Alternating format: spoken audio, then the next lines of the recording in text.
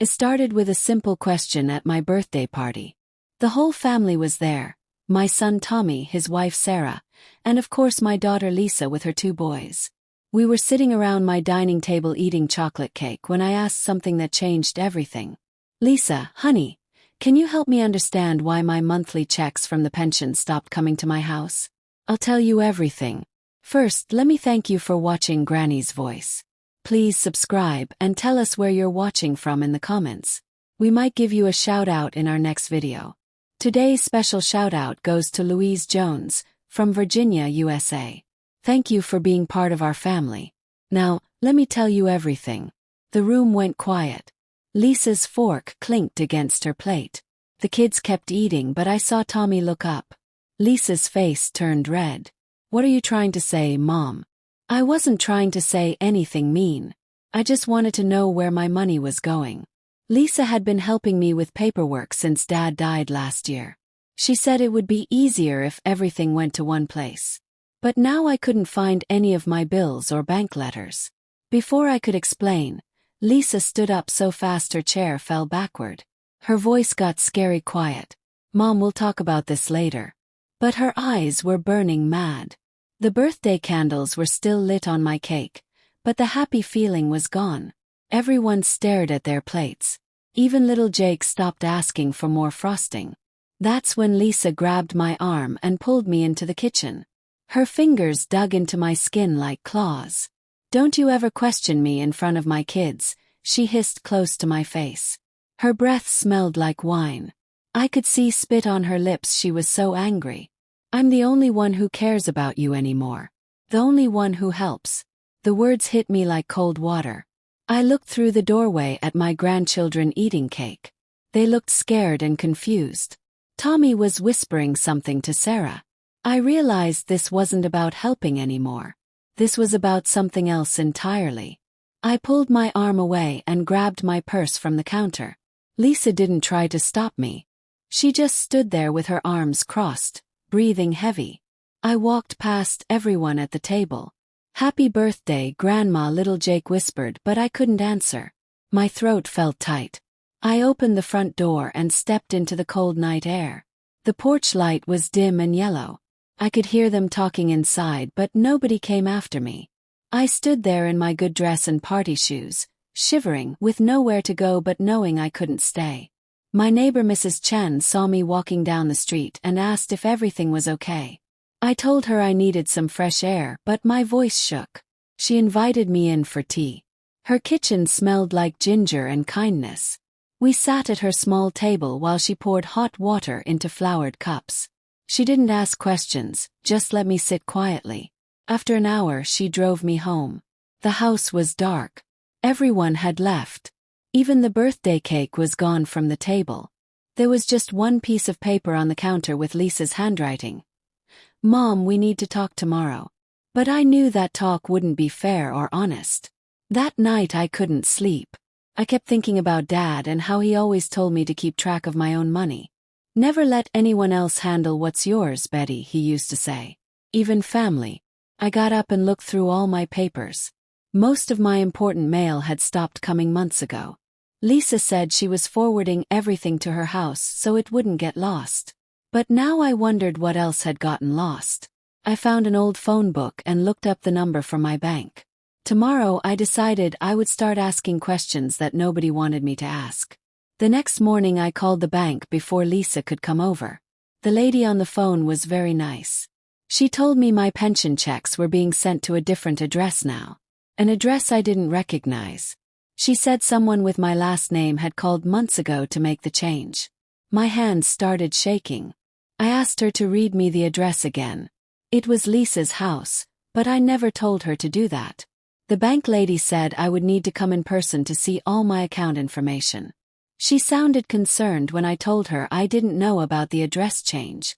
When Lisa came to my house that afternoon, she acted like nothing had happened. She brought coffee and muffins from the bakery I liked. But her smile didn't reach her eyes. She talked about the weather and her boys' school projects. I waited until she finished her coffee. Then I asked about the pension checks going to her house. Lisa's face changed instantly. Her voice got high and tight. "Mom, you asked me to help you with that stuff. You said you didn't want to worry about it anymore." But I remembered our conversation differently. I remembered her suggesting it, not me asking for it. Lisa started talking fast, using words like confused and forgetful and getting older.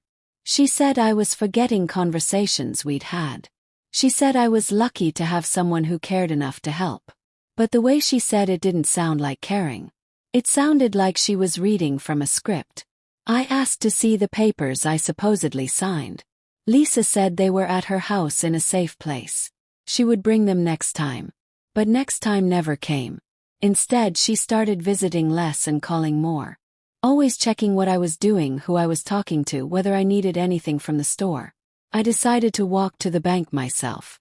It was only 6 blocks, but I hadn't walked that far in a while. The teller was the same nice lady I'd talked to on the phone. She printed out papers showing all my account activity. The numbers made my stomach hurt. Money was going out every month to pay bills I'd never seen. Big payments to credit card companies I didn't remember having accounts with. Phone bills for services I didn't use. The worst part was seeing my pension checks going in, then most of the money going right back out to Lisa's accounts. That evening, I sat at my kitchen table with all the bank papers spread out like puzzle pieces. Each page told part of a story I didn't want to believe. Lisa hadn't just taken my pension checks. She'd been paying her own bills with my money. Her car payment, her credit cards, even her children's school fees. Everything had my account number on it, but I'd never agreed to pay for any of it. I felt sick and betrayed and stupid for trusting her so completely. Dad would have known better. Dad would have kept better track. I called my friend Helen from church and asked her to come over. Helen had worked at a law office before she retired. She looked at all my papers very carefully, adjusting her reading glasses and making little humming sounds. When she finished, she took off her glasses and looked at me with sad eyes. "Betty," she said gently, "this isn't right. This looks like someone has been using your money without permission." Helen knew a lawyer who helped older people with these kinds of problems. She said I should talk to him soon before more money disappeared. The lawyer's office was in a tall building downtown. Mr. Rodriguez had kind eyes and spoke slowly so I could understand everything. He looked at my bank papers and asked lots of questions. How long had Lisa been handling my finances? Did I sign papers giving her permission? Did I know she was paying her own bills with my money? I answered honestly, even when it made me look foolish. He didn't make me feel stupid. Instead, he explained that what Lisa was doing had a name: financial abuse. He said it happened to many older people, usually by family members they trusted. Mr. Rodriguez explained that we could write a letter asking Lisa to stop and return the money. If she refused, we could take her to court. The thought of court scared me. I'd never been in trouble with the law before. But Mr. Rodriguez said I wasn't in trouble. Lisa was. He said keeping quiet wouldn't make things better. It would just let Lisa keep taking my money until there was nothing left. He asked me to think about it over the weekend. He said whatever I decided, he would help me. That was the first time in months someone offered to help without taking something from me. I went home and called my son Tommy. I told him everything I'd learned about Lisa and my money. Tommy was quiet for a long time. Then he said he'd wondered why Lisa always had new clothes and took expensive vacations when her husband didn't make much money.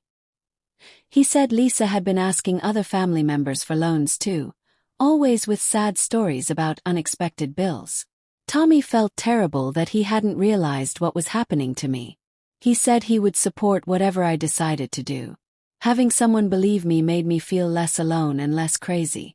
That Sunday after church, Lisa showed up at my house unannounced. She was crying and holding a box of tissues. She said she'd heard I was asking questions about money and talking to lawyers. She begged me not to make trouble for her family. She said she'd been planning to pay me back, but times were hard. She promised she would return every penny if I just gave her some time. But her promises felt empty. She'd had months to tell me the truth, and instead she'd lied and taken more money. I told her it was too late for promises. Lisa's tears dried up fast when she realized I wasn't going to back down. Her voice got cold and mean. She said I was being ungrateful after everything she'd done for me. She said Dad would be ashamed of me for causing family drama. She threatened to stop bringing the grandchildren to visit if I didn't drop the lawyer stuff. Each threat made me more sure I was doing the right thing. Someone who really loved me wouldn't try to scare me into letting them steal my money. Love doesn't come with threats attached to it. The next morning I called Mr. Rodriguez and told him I wanted to move forward. He said he would send Lisa a letter explaining that she needed to return my money and stop using my accounts. He would also report what happened to the authorities who investigate financial crimes against older people. I asked if Lisa could go to jail. He said it was possible, but first we would try to resolve things without court if Lisa cooperated. I signed papers giving him permission to act on my behalf. For the first time in months, someone else was working for me instead of against me. A week later, Lisa called me screaming and crying. She'd gotten the lawyer's letter. She accused me of trying to destroy her family and ruin her reputation. She said I was too old to understand money anyway and should be grateful for her help. But I wasn't grateful anymore. I was angry. Angry at her for lying and stealing. Angry at myself for being so trusting. I told Lisa that taking someone else's money without permission isn't help, it's theft. She hung up on me. That was the last time we spoke before court. Mr. Rodriguez filed a lawsuit asking Lisa to return all the money she'd taken and to pay damages for what she'd done to me.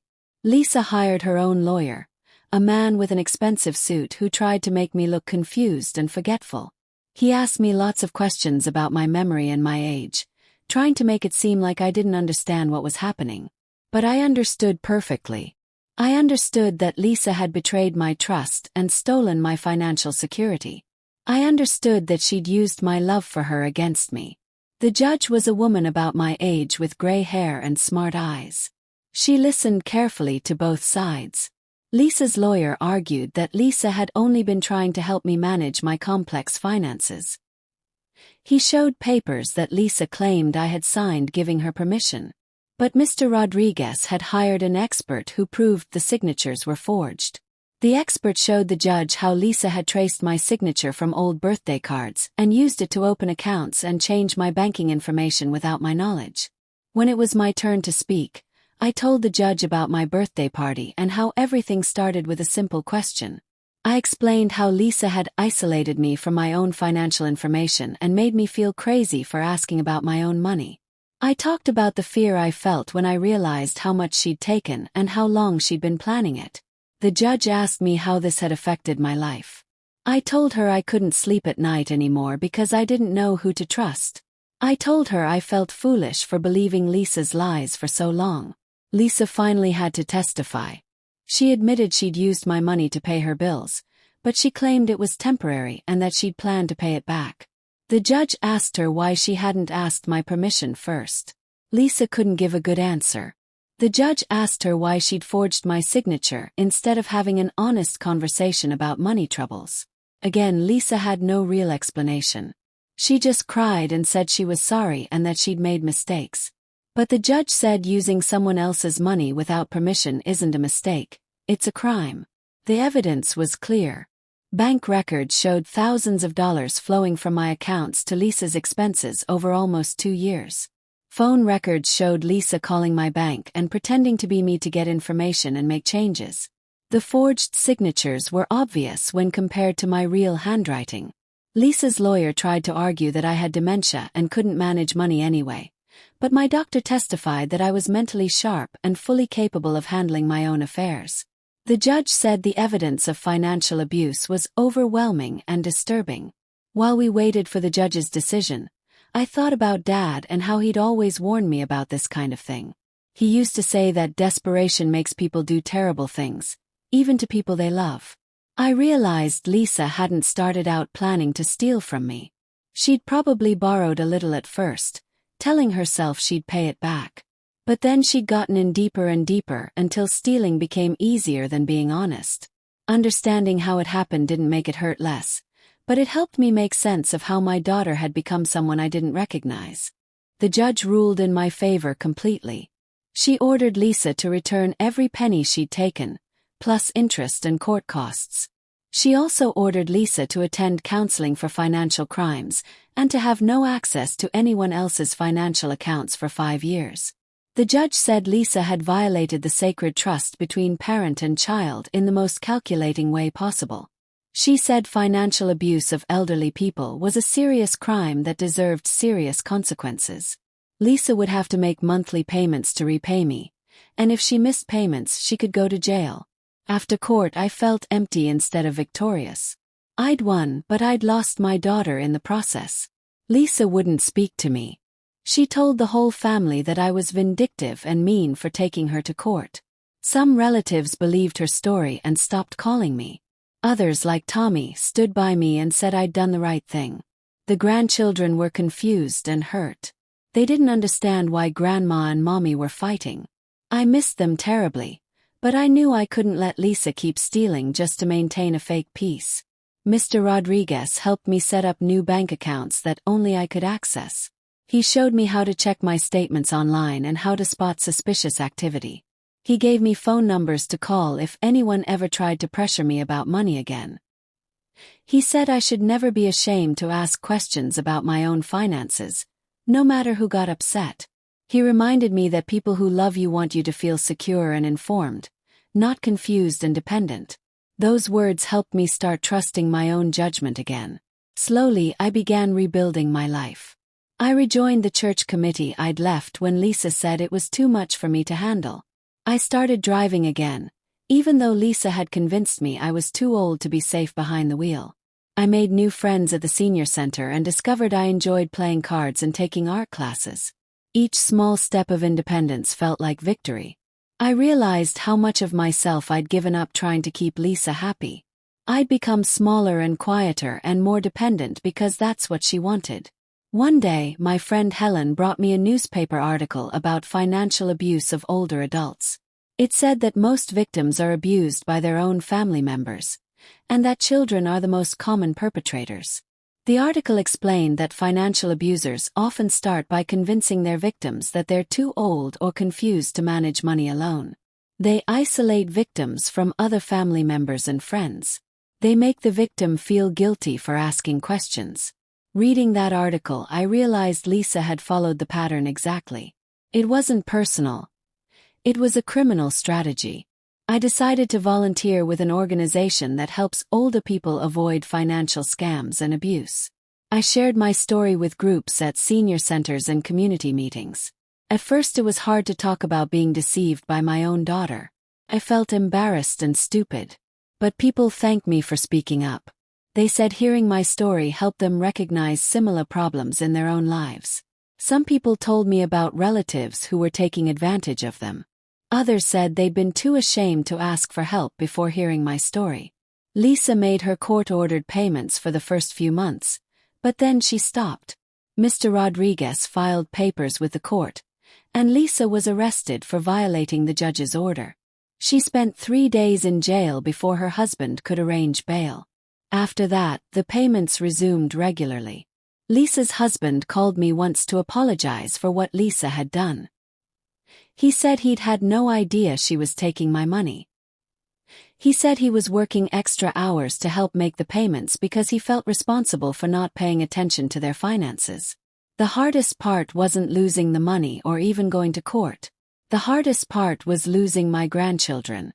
Lisa forbade them from seeing me or calling me. She told them I was mean to their mother and didn't love them anymore. Little Jake asked his dad why Grandma Betty had gotten his mom in trouble. Tommy tried to explain in words a 7-year-old could understand, but it was complicated. How do you tell a child that their mother stole from their grandmother? How do you explain that love sometimes has to be tough to be real? On my next birthday, there was no family party. Just Helen and Mrs. Chen and a few friends from church. We had cake and laughed about silly things. It was quieter than previous years, but it was honest. Nobody was pretending to be happy while secretly resentful. Nobody was planning to take advantage of me later. The gifts were small but thoughtful. Helen gave me a book about strong women who overcame difficult challenges. Mrs. Chen gave me tea from her homeland and taught me the proper way to prepare it. These friendships were built on respect, not need. Tommy brought his children to see me every weekend. His wife Sarah always hugged me tight and said she was proud of me for being brave. Tommy's kids were older and understood better what had happened. They asked questions about the court case and why Aunt Lisa had taken my money. I tried to explain that sometimes people make very bad choices when they're scared or desperate. I told them the important thing was to always tell the truth about money and never take what doesn't belong to you, even from family. One evening, I was watering my garden when I saw a familiar car drive slowly past my house. It was Lisa, but she didn't stop or wave. She just stared at me through the car window. Her face looked thin and tired. I felt a stab of sadness, remembering the little girl who used to help me plant flowers in this same garden. But I also remembered the woman who'd stolen my financial security and lied to my face for 2 years. Sometimes love means protecting yourself from people who hurt you, even when those people are your own children. Mr. Rodriguez called to tell me that all my money had been repaid with interest. The court case was officially closed. He said I could be proud of myself for standing up for what was right, even when it was difficult. He said many people in my situation never report the abuse because they're embarrassed or afraid of family conflict. But he reminded me that letting someone steal from you doesn't protect them. It just enables them to keep hurting you and potentially hurt other people too. Justice isn't about revenge. It's about setting boundaries. I used some of the repaid money to take a trip I'd always dreamed about, visiting my sister in Florida. I hadn't seen her in 5 years because Lisa always said traveling was too dangerous for someone my age. But I felt perfectly safe on the airplane, reading my book and chatting with a friendly flight attendant. My sister and I spent a wonderful week walking on the beach, visiting museums, and talking about everything that had happened. She said she was proud of me for not letting Lisa destroy my spirit or my independence. When I returned home, there was a letter in my mailbox with Lisa's handwriting. My hand shook as I opened it. Inside was a short note saying she was sorry for what she'd done and asking if we could meet for coffee to talk. She said she missed me and wanted to make things right. I read the letter 3 times, looking for sincerity. But something about it felt calculated, like she was trying to find a way back into my life and my finances. I decided to keep the letter but not respond. Some apologies come too late, and some trust, once broken, can't be repaired.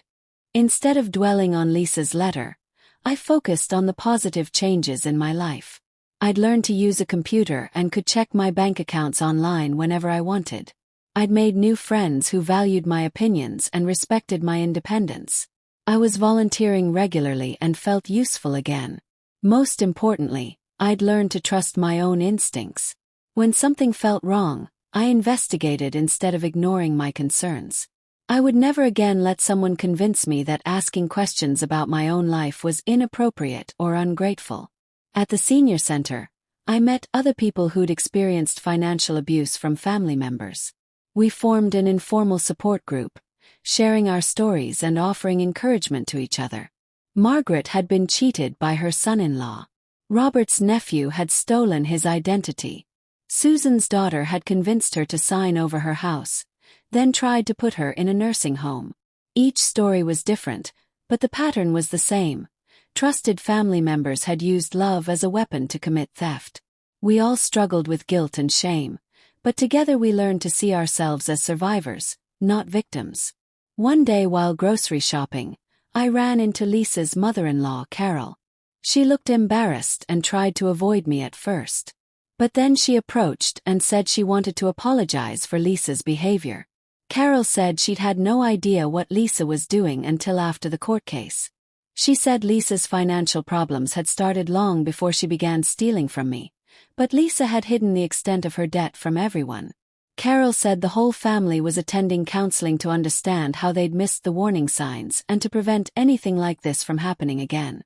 Carol asked if I would consider allowing the grandchildren to visit me again, supervised by her or Tommy. She said the children missed me and didn't understand why they couldn't see their grandmother. I told Carol I would think about it. Part of me desperately wanted to see Jake and Emma again. But I was afraid Lisa might use the children to manipulate me or find ways to access my finances again. I realized that protecting myself sometimes meant making difficult decisions that hurt my heart but kept me safe. After talking to Mr. Rodriguez and my counselor, I decided I would allow supervised visits with my grandchildren. We would meet at Tommy's house or at neutral locations like the park. Carol would be present to ensure Lisa didn't try to attend or send messages through the children. The first visit was awkward. The children were shy and unsure. But gradually, they relaxed and began telling me about school and friends. Jake had learned to ride a bicycle. Emma was taking piano lessons.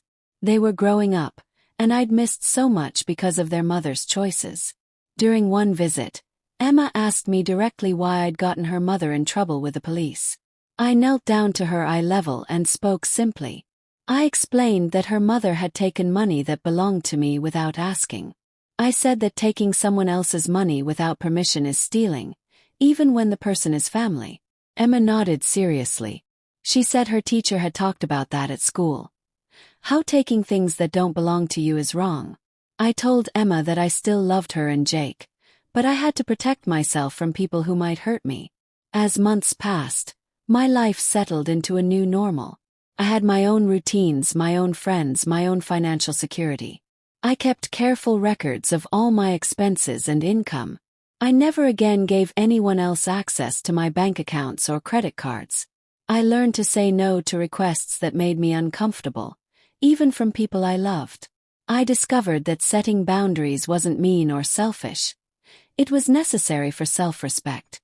I was no longer the confused, dependent old woman Lisa had tried to turn me into. I was myself again. One evening while having dinner with Helen and Mrs. Chen, Helen asked if I regretted taking Lisa to court. I thought about it carefully before answering.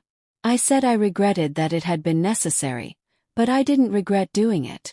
Lisa had made her choices, and I had made mine. If I hadn't stood up for myself, she would have continued stealing until my savings were gone.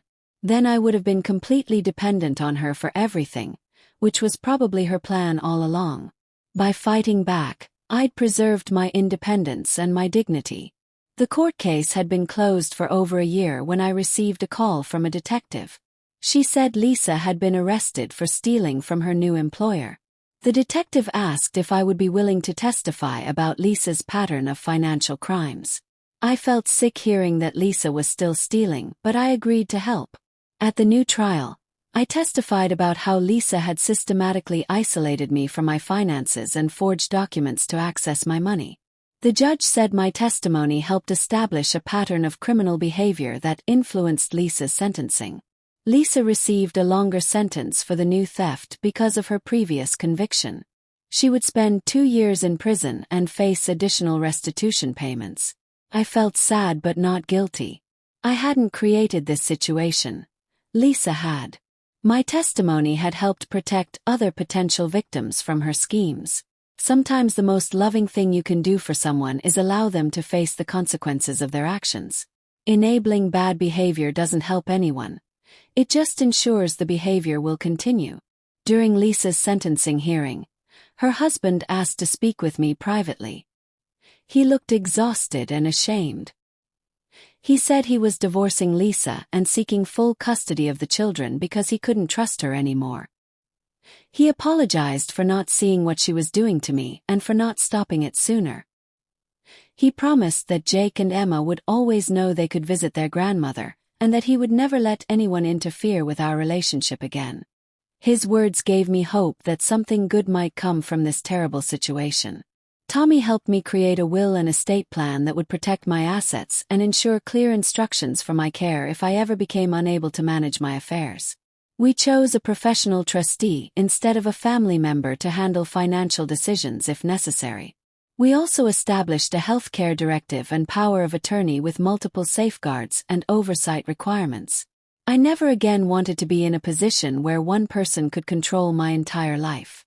These legal protections gave me peace of mind and security. My story began appearing in newspapers and magazines as an example of financial elder abuse and recovery. Reporters interviewed me about how I discovered the theft and found the courage to fight back. I emphasized that victims shouldn't be ashamed and that it's never too late to seek help. Many readers wrote to thank me for speaking out. Some shared their own stories of financial abuse by family members. Others said my story had helped them recognize warning signs in their own lives and take action to protect themselves. A local law school invited me to speak to students about elder abuse and victims' rights. Standing in front of those bright young faces, I felt proud of what I'd overcome. I told them that age doesn't make someone helpless or stupid, and that respecting older people means respecting their right to control their own lives and money. I encouraged them to remember that legal knowledge is power, especially for vulnerable populations. Several students approached me afterward to say they wanted to specialize in elder law and help people like me seek justice. The senior center where I volunteered created a financial literacy program partly because of my advocacy. We taught other older adults how to recognize scams, protect their personal information, and maintain control of their finances. We role-played difficult conversations with family members about money. We practiced saying no to unreasonable requests. We shared resources for legal help and financial counseling. The program was so successful that other senior centers began requesting similar workshops. I was proud to turn my painful experience into something that could help protect others. 3 years after the court case, Jake was old enough to understand more about what had happened between his mother and me. His father brought him to visit, and we sat in my garden while I tried to explain things he could understand. I told him that his mother had made some very bad choices about money that hurt other people. I said that even though I was sad about what happened, I still loved him and Emma and always would. Jake asked if his mother was a bad person. I told him she was a good person who had done bad things, and that sometimes people we love disappoint us terribly. As Jake grew older, he began asking more complex questions about money, trust, and family relationships. I tried to answer honestly without destroying his love for his mother. I explained that adults are responsible for their choices and that children shouldn't feel guilty about things their parents do wrong. I told him that real love means wanting the best for someone, even when that means setting boundaries or saying no. Jake was intelligent and thoughtful. I could see him processing these difficult concepts and forming his own understanding of right and wrong. Emma stayed closer to her mother throughout Lisa's legal troubles. She was younger and didn't understand why everyone was angry with her mom. During our supervised visits, she would sometimes repeat things Lisa had said about me being mean and unforgiving. I never contradicted her directly or spoke badly about Lisa. Instead, I showed Emma through my actions that I was kind, stable, and trustworthy. I hoped that someday she would be old enough to understand the difference between Lisa's version of events and the truth. Lisa was released from prison after serving 18 months. She was required to continue making restitution payments to me and to her former employer. She also had to attend counseling and perform community service. Her ex-husband allowed supervised visits with the children, but Lisa was not permitted to be alone with them unsupervised. She moved in with her mother and worked at a fast food restaurant, one of the few employers willing to hire someone with her criminal record. I heard these updates through Carol, but Lisa and I had no direct contact. On what would have been Dad's 80th birthday, I visited his grave and told him about everything that had happened. I brought flowers and sat on the little bench beside his headstone. I said I was sorry it took me so long to remember his warnings about protecting my money. But I said I thought he would be proud that I'd finally found the strength to stand up for myself. A gentle breeze rustled the leaves above me, and I felt peaceful. I knew Dad would have supported my decision to fight back, even though it meant losing my relationship with Lisa. Helen and I were having our usual Thursday lunch when she asked if I ever missed the woman Lisa used to be before the stealing started. I thought about the Lisa who had brought me soup when I was sick, who had called every day after Dad died, who had seemed so caring and devoted. I told Helen that I mourned for that version of my daughter, but I wasn't sure she had ever really existed. Maybe the caring had always been calculated. Maybe she had always seen me as a source of money rather than a mother to love. The Lisa I thought I knew might have been an act designed to gain my trust and access to my finances. The real Lisa was someone who could forge signatures, lie to banks, and steal from her own mother without losing sleep. Helen squeezed my hand and said that grieving for the daughter I thought I had was normal and healthy. She said it was okay to miss the good times while still protecting myself from the person Lisa had revealed herself to be. Some relationships don't survive betrayal, and that's not always the victim's fault. On my 70th birthday, I threw myself a party. I invited all my new friends from the senior center, my neighbors, people from church, and Tommy's family. I rented a small hall and hired a local band that played music from my youth. We danced and laughed and celebrated not just my birthday but my independence and recovery. Tommy gave a toast, thanking me for being brave enough to fight for myself and for teaching his children that standing up for what's right is more important than keeping fake peace. It was the best birthday party I'd ever had. During the party, Mrs. Chen pulled me aside and handed me a small wrapped package. Inside was a beautiful jade bracelet that had belonged to her grandmother. She said it was for protection and strength, and that I had earned the right to wear it. As she fastened it around my wrist, she whispered that she was proud of me for refusing to be a victim. The bracelet felt warm and solid against my skin.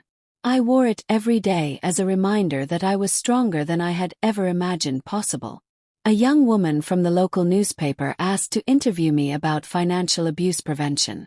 During our conversation, she mentioned that her own grandmother had experienced similar problems with a family member but had been too ashamed to seek help. The reporter said reading about my case had inspired her grandmother to speak up and get legal assistance. Stories like these reminded me why it was important to talk publicly about what had happened.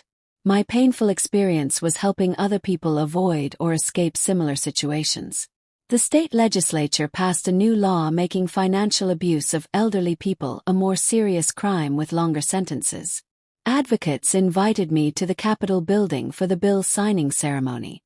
Standing in the governor's office, surrounded by lawmakers and other elder abuse survivors, I felt proud of the small role I'd played in creating better protections for vulnerable adults. The governor shook my hand and thanked me for my courage in speaking out. He said stories like mine had convinced legislators that stronger laws were needed. Lisa's restitution payments continued arriving every month, always exactly on time. I suspected her ex-husband was helping ensure they were sent promptly to avoid further legal consequences. I put the money into a special account and used it to fund scholarships for students studying elder law and social work. It felt good to transform Lisa's theft into something positive that could help future generations protect vulnerable adults. The money she had stolen with selfish motives was now being used to train people who would fight against elder abuse.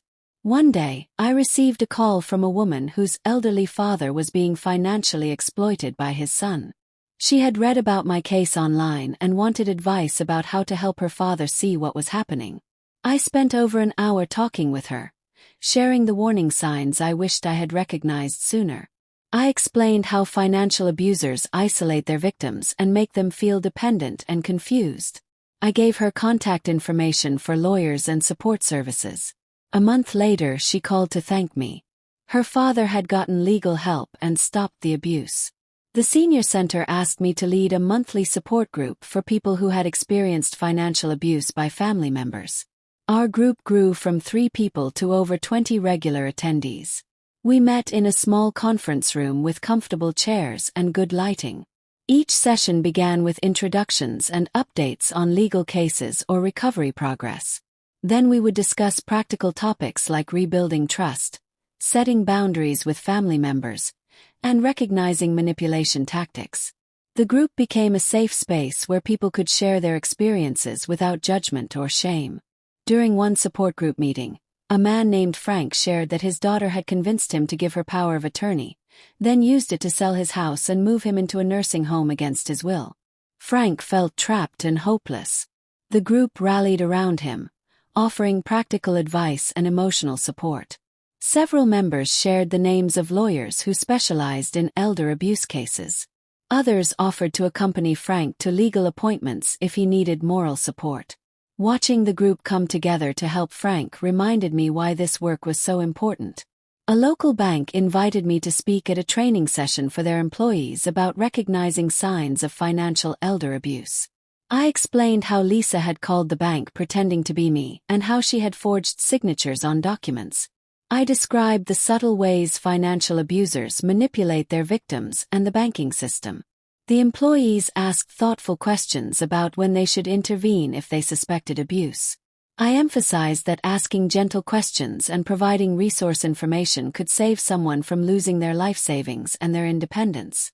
My grandchildren were growing up and beginning to understand more about money and responsibility. During one visit, Jake asked me to teach him how to balance a checkbook and create a budget. We spent the afternoon going through basic financial skills that I wished someone had taught Lisa when she was young. I showed him how to track income and expenses, how to save for goals, and how to avoid spending more than you earn. Jake listened intently and asked smart questions. I hoped these lessons would help him make better financial decisions than his mother had. Emma remained more conflicted about the situation with her mother. Now 13, she was old enough to understand that stealing was wrong, but she struggled with feeling disloyal for spending time with me. During our visits, she would sometimes test me with questions designed to see if I would say negative things about Lisa. I always responded honestly but kindly, focusing on actions rather than character judgments. I told Emma that people could do bad things without being completely bad people, and that loving someone didn't mean accepting harmful behavior from them. The 5th anniversary of my court victory approached quietly. I marked the date by writing a letter to my younger self, the woman who had been too trusting and too afraid to ask hard questions. I wrote about the importance of maintaining financial independence, the warning signs of manipulation, and the difference between helping someone and enabling them. I sealed the letter in an envelope and placed it in my memory box along with photos from happier times and newspaper clippings about the court case. It was my way of honoring both the woman I had been and the woman I had become. A documentary filmmaker contacted me about including my story in a film about financial elder abuse. I agreed to participate because I wanted to reach an even larger audience with the message that victims shouldn't suffer in silence. The interview was challenging emotionally, but the filmmaker was respectful and sensitive. She asked me to reflect on what I had learned and what advice I would give to other older adults facing similar situations. I emphasized that age and kindness don't make someone weak, and that protecting yourself is an act of self-respect, not selfishness. The documentary premiered at a film festival and later aired on public television. Watching my story on screen was surreal but empowering. The film included interviews with lawyers, social workers, and other survivors of financial abuse. It painted a comprehensive picture of this often hidden problem and provided resources for viewers who might need help. After the broadcast, I received dozens of letters from people thanking me for speaking out. Several wrote that my story had given them the courage to seek help for their own situations. My relationship with Tommy's family continued to grow stronger. His children looked up to me as an example of resilience and integrity. His wife Sarah often said that knowing me had taught her children important lessons about standing up for what's right, even when it's difficult. Tommy himself had become more vigilant about protecting elderly relatives in our extended family. He regularly checked on older family members and helped them understand scams and financial risks. My painful experience had created a ripple effect of awareness and protection throughout our family network. I received a call from Lisa's parole officer, informing me that Lisa had requested permission to contact me. She wanted to write me a letter as part of her rehabilitation program. The parole officer said I could decline the contact without any consequences for Lisa's parole status. I thought about it for several days before deciding to allow one letter, with the understanding that I was under no obligation to respond. I was curious about what Lisa might say after all these years, but I was also prepared for the possibility that it would be another manipulation attempt. Lisa's letter arrived a week later. It was longer than I had expected. 3 handwritten pages in her familiar looping script. She wrote about her time in prison, her counseling sessions, and her understanding of the harm she had caused. She acknowledged that she had betrayed my trust and stolen not just money, but my sense of security and family connection. She didn't ask for forgiveness or try to make excuses. She simply took responsibility for her actions and expressed genuine remorse. The letter seemed sincere, but I had learned to be cautious about trusting Lisa's words. I showed Lisa's letter to my counselor and discussed whether I should respond. My counselor pointed out that my first instinct was to analyze whether Lisa was being genuine or manipulative, which showed how much damage the betrayal had done to my ability to trust. She suggested that I focus less on Lisa's motivations and more on my own needs and boundaries. Did I want any kind of relationship with Lisa? What would that look like? What protections would I need? These were questions only I could answer, and I didn't need to answer them immediately. After weeks of consideration, I decided to write a brief response to Lisa. I acknowledged her letter and told her that I appreciated her taking responsibility for her actions. I explained that forgiveness was a process that couldn't be rushed, and that rebuilding any kind of relationship would require time and consistent trustworthy behavior on her part. I made it clear that I would never again give her access to my financial information or allow her to make decisions for me. If she wanted any kind of future relationship, it would have to be built on complete honesty and respect for my boundaries. Lisa's response to my letter was shorter and less emotional than her first one. She said she understood my conditions and didn't expect immediate forgiveness. She asked if she could send updates about her life occasionally, without any expectation of response from me. She said she was working steadily, attending counseling, and trying to rebuild her relationship with her children.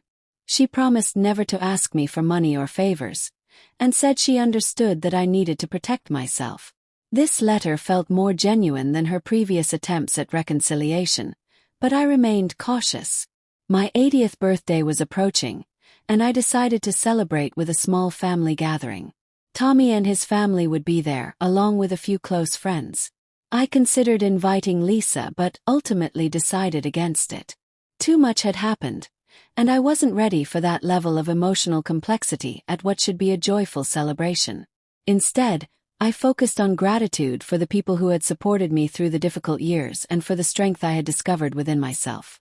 This birthday would be about celebrating survival and growth, not about repairing broken relationships. The birthday celebration was perfect in its simplicity. We gathered in Tommy's backyard under string lights, sharing stories and laughter.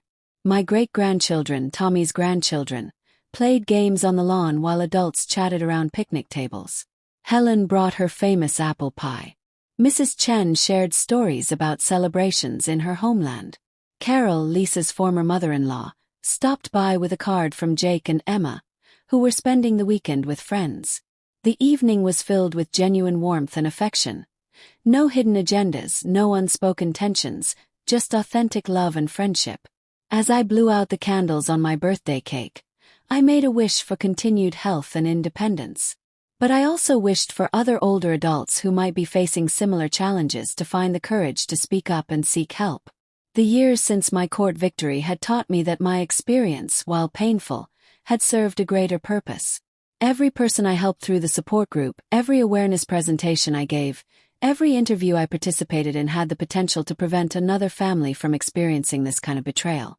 Looking back on everything that had happened, I realized that Lisa's theft had taken more than money from me. It had taken my naive trust in family loyalty and my assumption that love always protects people from harm. But it had also given me things I never expected. Inner strength I didn't know I possessed, meaningful friendships built on mutual respect, and a sense of purpose in helping others avoid similar victimization. I had lost a daughter but found myself. The trade-off was painful but ultimately worthwhile. The final lesson I learned was that protecting yourself doesn't make you selfish or unloving. Makes you wise. Family relationships built on exploitation and manipulation aren't really family relationships at all. They're elaborate cons designed to benefit one person at another's expense. Real love wants the best for everyone involved, not just the person demanding blind trust and unlimited access to resources. I wish I had understood this distinction earlier in my life, but I was grateful to have learned it while I still had time to apply the knowledge. My story didn't have a fairy tale ending where everything was forgiven and relationships were magically restored. Lisa and I exchanged occasional letters, but we never rebuilt a close relationship. She remained supervised around her children and continued making restitution payments. I remained financially independent and emotionally guarded. But within these realistic limitations, there was peace. I had protected myself, sought justice, and used my experience to help others. Not every story ends with reconciliation, and that's okay. Sometimes the best ending is simply safety and truth. Today, I live quietly in my small house near the beach. I volunteer at the senior center, tend my garden, and spend time with friends who value honesty and respect. My bank account is healthy, my legal documents are secure, and my decisions are my own. Lisa's theft taught me that I was stronger and more resourceful than I had ever imagined. It also taught me the difference between being alone and being lonely. I may have fewer family members in my life now, but the relationships I do have are genuine and trustworthy. If someone reading this is experiencing financial abuse from a family member, I want you to know that you're not crazy, stupid, or ungrateful for questioning what's happening to you. Trust your instincts. Ask for help. Document everything. Find legal assistance. Don't let embarrassment or fear of family conflict keep you trapped in an abusive situation. You deserve to control your own money and make your own decisions, regardless of your age or health status. There are people who will help you fight back, and fighting back doesn't make you a bad person. It makes you a survivor. The most important thing I learned is that it's never too late to stand up for yourself.